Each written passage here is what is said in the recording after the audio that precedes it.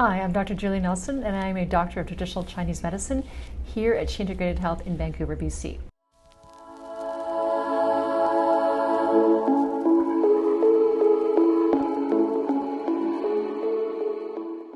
So today we're going to talk about a fun topic, or something that's near and dear to my heart, and it's called fast talkers.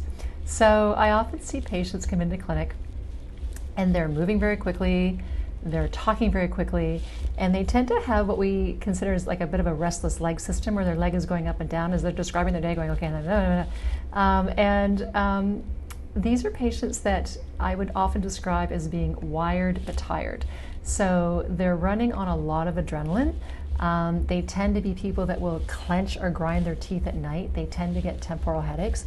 And if you say, are you tired? They'll tend to go like, no.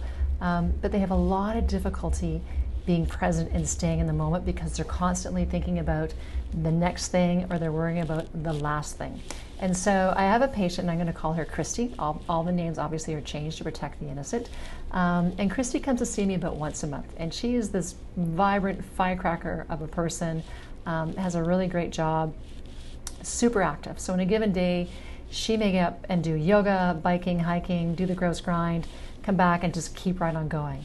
Now, what's really interesting about Christy is when she comes for a treatment, her body is super tight. Her neck and shoulders are tight, low back tends to be tight, hamstrings are tight, the whole thing. And so she'll go face down, and we'll do a lot of musculoskeletal releasing. I do a lot of motor points to release those muscles, and a lot of gua sha on the neck and shoulders just to open up the fascia. Why am I talking about fast talkers?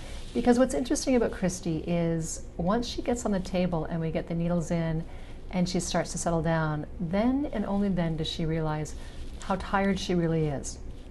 And so in Chinese medicine, the theory is that we are born with a finite amount of kidney essence. Kidney essence comes from post-heaven and pre-heaven. So you get kidney essence from your parents and how healthy they were at conception. And then you want to conserve that kidney essence throughout your life. And the things that will drain our kidney essence are overworking, a lot of sexual partners or very, very frequent sex, hard lifestyles, a lot of stress, poor diet, and poor environmental conditions. So you want to hold on to your kidney essence because that tends to determine your longevity. And so when I see a fast talker come in, it's not that they're unhealthy, it just means that they're moving very quickly and they do a lot in the course of a day, and they tend to get a lot of stuff done, but they also don't tend to realize how tired they really are or what their present state is. And so when I was talking to Christy about setting up my YouTube channel, saying, I'm talking about subject matters, she said, well, can you tell me how to hang on to acupuncture and this feeling of being super relaxed when I leave here? And what I find with fast talkers is they just don't know how wound up they are. And if you said, how are you doing? They'd say, fine, right? Or I feel really good, or I'm really pumped. And they use a lot of caffeine to maybe stay in that pump state because they want to get that much more done, or they're kind of running on that adrenaline. And so the danger is you're burning down your wick because your essence is finite.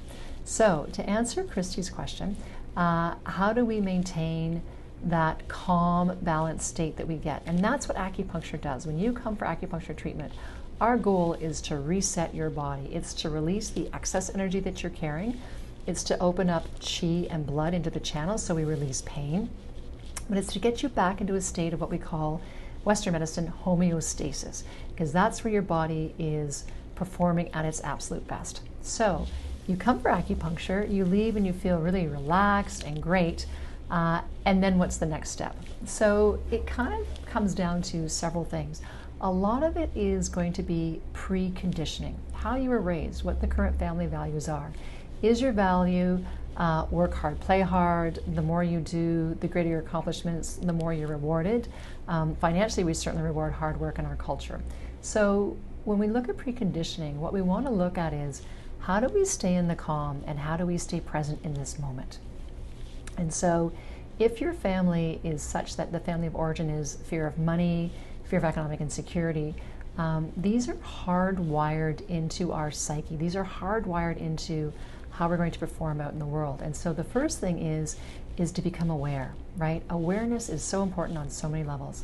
So when you leave acupuncture, you're feeling, probably for the first time in a long time, this is what calm feels like. And a lot of people don't really know what calm feels like because their norm is to feel wound up all the time. So first, get to calm. Feel what calm feels like. Then you can start to realize when you start to lose that calm. Is it when you walk out the door and you get a text message from your boss that says you've got this urgent thing due and he needs it now? Is it after a poor night's sleep? Is it because you're in an uncertain relationship, or you've been, you suddenly find out you've got a health scare? So the first thing to do is you need to be present in your body and feel these things as they're coming in. So be present. The next thing to do is to really, what I call, manage our life and manage our expectations.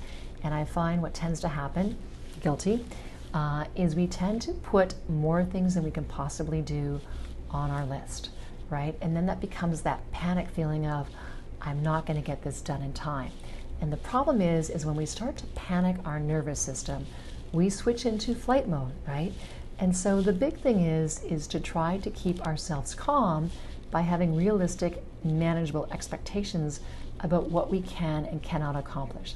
And sometimes that involves setting boundaries, saying to the boss, hey, look, I got your email, but I need to go home right now, and there's other things I need to address, but I will look after this. I will get on this, right? So you're not ignoring it, you're not ducking it, you're just saying, I can't do it right now because right now I need to attend to my own self. If I've worked a long day, I need to attend to myself. And what does attending to myself look like?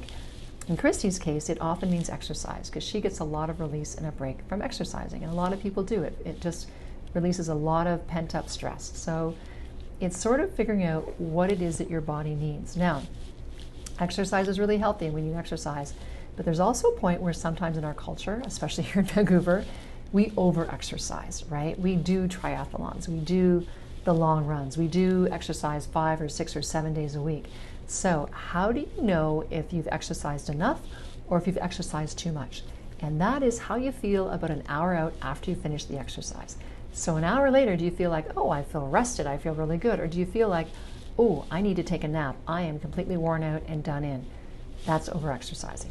So exercise is a great thing to put us back into our body. And as I've said in earlier videos, yoga is another great way to put us back into our body and get us grounded. So we've got Christy, she's wired. We need to prolong this wonderful acupuncture treatment.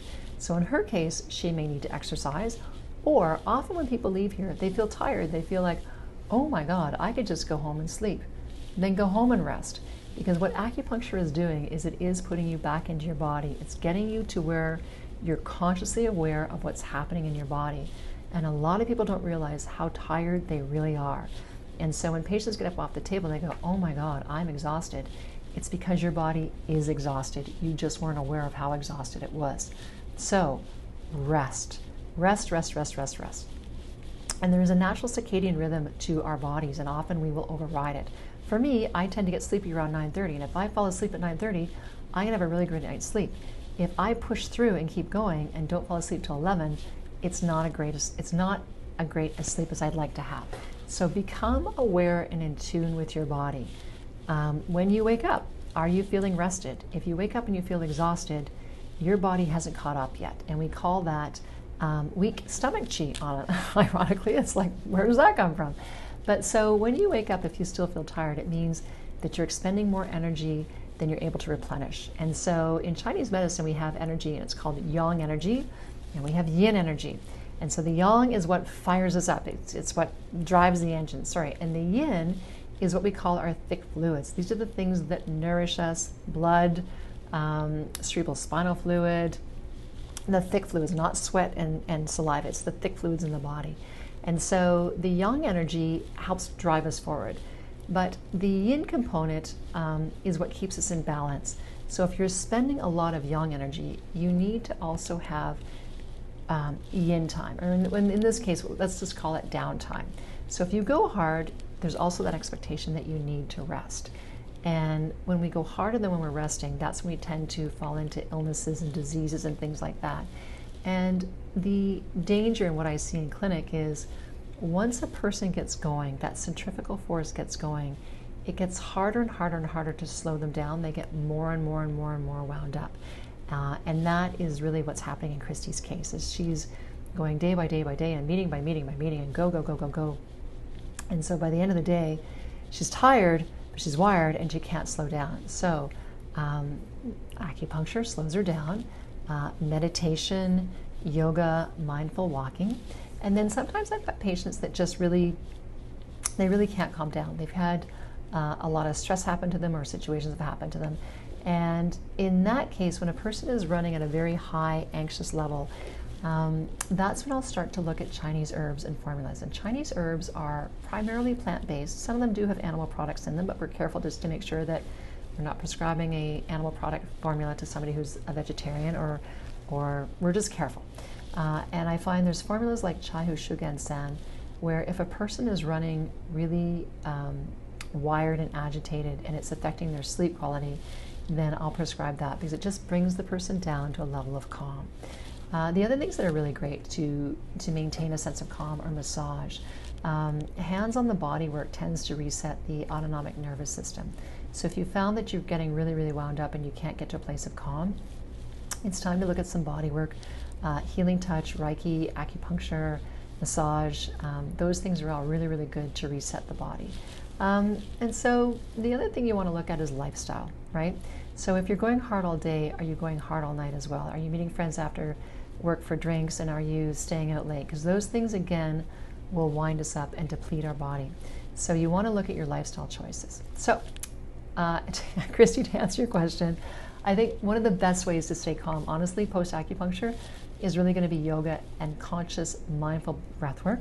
It's also going to be judicious with your time. And if you think of yourself, and we talked about kidney essence, but if you think of your energy or your chi, it's something that's very sacred and you want to protect it. You want to expend your energy on things that nourish you, sustain you, generate a living. But you don't want to waste your energy, right? You don't want to waste your energy, you want to hold on to it. And so be careful with the people that you spend time with. Be careful with the activities that you do. Are they things that bring you joy and fill you up, or are they things that drain you? And these are all things that my goal with this video is really just to expand your awareness and get you looking and thinking about things a different way, or thinking about them a different way. And so if you find that you're a wired, tired, wound up person, I would invite you to look into acupuncture. I'd invite you to look at massage. I would invite you to look at activities that force you to come right into the present and relax. And so if you have any more questions or comments, or you'd like more information on this, my name is Dr. Julie Nelson. You can go to my website at julienelsontcm.com. And as always, I welcome your feedback, and subscribe to this channel. If you find this information is beneficial, hit the red subscribe button. And when there's new content being released, you will get notified of it. So take care and have a great day.